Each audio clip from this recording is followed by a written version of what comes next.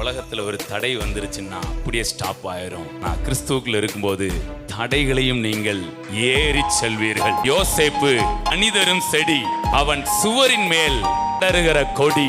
மேல யோசேப்பின் ஆசீர்வாதத்தை ஆண்டவர் ஊற்றுகிறார். ரூபன், சிமியோன், லேவி, செபுலோன் எல்லாரையும் தாண்டி சேஷ்ட புத்திர பாகம் உங்களிடத்தில் வருகிறது.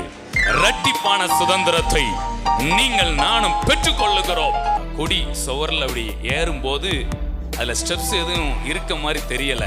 ஆனால் ஸ்பிரிட்ல ஒரு ஸ்டெப் இருக்குது, சுவறுகளிலும் உங்களுக்கான ஸ்டெப்ஸ் இருக்குது.